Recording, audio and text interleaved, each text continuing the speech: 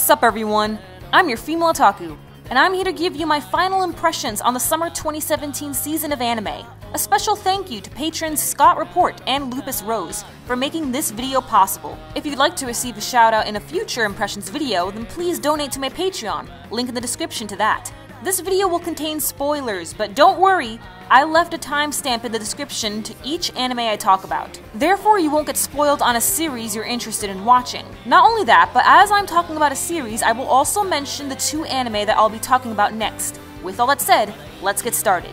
The majority of what I want to say about Isekai Shokudou has already been said in my How to Make a Great Slice of Life anime video, so make sure you check that out if you haven't already. I'm really gonna miss this series, and I hope it comes back for tons of seasons, like with Working or Natsume's Book of Friends. If not, then I'll definitely rewatch this anime.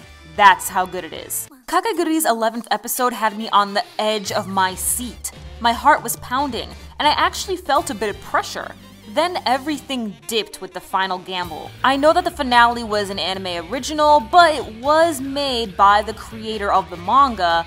However, you'd think that the final gamble wouldn't be the least exciting out of all the other gambles. But the main thing I really want to talk about is Midari. You see, when I last spoke about her, I said how I was in love with her and that she's best girl, but that quickly changed. Now you all know that yanderes and yangeris are top tier on my personal husbando and waifu lists. But goddamn, I've never seen a chick as crazy as Midari. Like, wow, she honestly needs help. What made me change my mind was episode 7, as that speech she gave at the end made me so uncomfortable. I still like her, but is she best girl? Nope. The main thing that stopped Classroom of the Elite from becoming a masterpiece was the trial arc with Pseudo. I felt like all of that could have ended within an episode and a half, not 3 full episodes. Also, those 2 filler episodes with the pool on the cruise ship. We could have used that time to learn more about Ayano Koji's past, why Kushida acts the way she does, and understand why Horikita wants her brother's acknowledgement so much. Other than that, this anime was amazing. It's not often that an anime comes around that makes you see the world differently. I've only had a handful of anime do that to me, and now I can happily add Classroom of the Elite to that list. And that ending, bro, when it's revealed that Ayano Koji is using everyone. That was so shocking, because Horikita was doing the exact same thing, but Ayano Koji changed her for the better. What does he want to achieve? Thank you to everyone who bombarded me with "Watch Tsuredure Children" comments. Honestly, I can't believe I almost skipped this one. My favorite couples are Akagi and Kaji, Goda and Kamine, and Kurihara and Yamane. Also, who are you? Nanamaru Sanbatsu really surprised me. For a while, things were normal and cute, but the final arc was something out of a sports anime. I never thought a trickster character would be in the show. It really shook things up, and made the meet all the more intense. This anime is a lot like Chihayafuru, so I highly recommend it. Hopefully a season 2 will be announced. After episode 6 of Koi de Uso, everything was so boring. Things didn't pick up again till episode 11, so that was 4 straight episodes of little to no progression. With the manga still ongoing and this being a who will he choose anime, I knew we weren't going to get a satisfying conclusion. However, I did enjoy 8 out of the 12 episodes, so I guess it's worth your time. If I explain why Boku no Hero is so great, I'm gonna sound very repetitive, as I've said this a ton of times in either my mid-impressions video, my ranking videos, and even my manga live reactions. So all I'm gonna say is that Boku no Hero Academia Season 2 was great. Now don't get me wrong, I love Made in Abyss. It does so many things that other adventure anime lack, and Reg is probably going to remain my best boy of the year. However, there is one problem I have with this series, and that's the Curse of the Abyss. The curse is this extra element that makes the series go from dark to edgy. I'm mainly referring to episode 10. Riko is already stabbed by this poisonous monster and is bleeding out from the curse?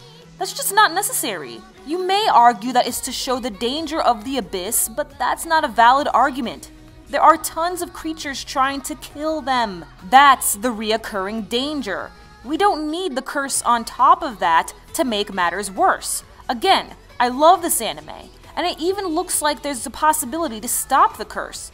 That would be great, so we can get back into the adventurous wonders and horrors of the abyss. Nanachi was a great addition to the cast, as well as Ozen. I really wish there was more content to cover, but that's just what happens when you adapt a manga that's still ongoing.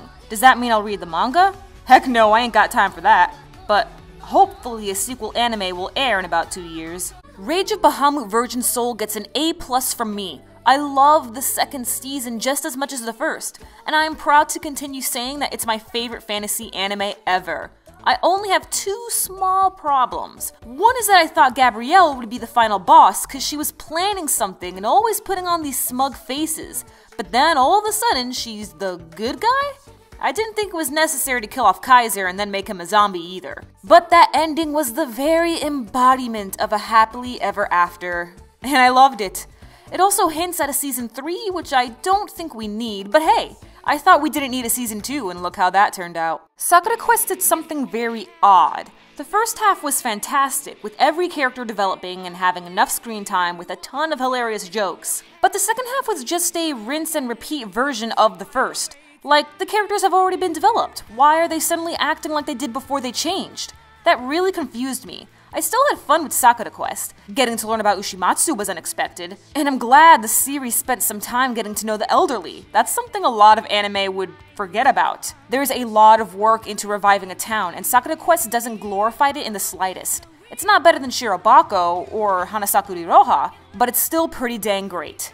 I really hope we get to see Kiyoharu dance again. This guy is the man, and let us take the time to appreciate sweet, sweet Mako, as we are undeserving of her grace. Seriously, how precious is she? Mako isn't an irritating moe blob, but someone who didn't stand up for herself, kinda like Fujita. This pairing was meant to be, as now they're both stronger than ever before. So proud of them. Also, screw off Gaju! Recreator's ending really conflicted me. You see, normally when the characters have to fight such an OP villain, some BS reason is made up so that the characters suddenly become overpowered as well and defeat what is essentially God, and I hate that. It's absolutely impossible to be an almighty entity without some BS reason unless you do either one of these 2 things. First, and this is what I was hoping for, the characters outsmart God. Maybe the godly being made a mistake or overlooked something, giving the characters a chance to strike. Or you do what Recreators did, and that's win with the power of love. Not friendship, but love. To me, this didn't feel like Recreators at all, but felt like something out of Disney Channel, and that is not why I watch anime. Even though I'm not a fan of this ending, I understand why this is the best option for the series. Not only that, but this all happened without the characters gaining some sort of random power. Instead, Soda, a plain, average guy, actually won by playing the coward. Gotta say, I've never seen that done before. Except for maybe Kekai Sensen, if that counts. Now, if you're one of those people who are saying, oh, you just want action, go watch Boruto or something, then you are completely wrong. If I was a person who just wanted to see action, then I would have dropped Recreators a long time ago. I like this anime for being so incredibly meta that it moves past the cringe barrier into something that seems almost real. How everyone has a story to tell, and how everyone's life can be a story. The reasons why we create, and the reasons why the creations can even feel human, even though they're mere characters. Overall, I really enjoyed Recreators, and it might be in my top 10 anime of 2017. Although it was really difficult for me to rank my top 10 summer 2017 anime, I can honestly say that Princess Principal is without a doubt one of the top 10 anime of the year. Each episode had a purpose, whether it be characterizing someone or showing the bond between the girls. I even caught the feels a few times, like in episode 6 when Dorothy's father died, and the finale episode when we see all the girls together, happy. I could talk about Princess Principal forever because it was such an amazing adventure that I will not be forgetting anytime soon. However, it's one of those anime that I wish I have never watched, so that I can watch it again for the first time. So it feels like a new ride all over again. If that makes any sense. As for drops, we have Hajimete no Gal and Dive due to lack of interest, Jikan no Shihaisha because it's terrible, and Fate Apocrypha is currently on hold until I have the time to catch up. I'm currently watching season 2 of New Game, but I'll make a whole separate video on my thoughts on the series as a whole, so stay tuned for that whenever it comes out. Overall, guys, I'm seriously going to miss the summer season. Like, honestly, I have never missed so many anime series at once. I'm going to miss the drama in Classroom of the Elite, the scenery of Made in Abyss, the cute couples of Tsuredure Children, the action in Boku no Hero Academia, the insane characters of Kakegurui, the zen soundtrack of Isekai Shokudou, the gripping meets in Nanamaru Sanbatsu, and, well, everything that is Princess Principal. This season was a hell of a lot of fun. So let me know your overall thoughts. And if you're announcing a spoiler, please make sure to say spoiler alert before you comment, because not everyone has seen or knows about the series you are talking about. And if you don't, then your comment will be deleted. Make sure you check out the links in the description for my social media, t-shirt line, and P.O Box address.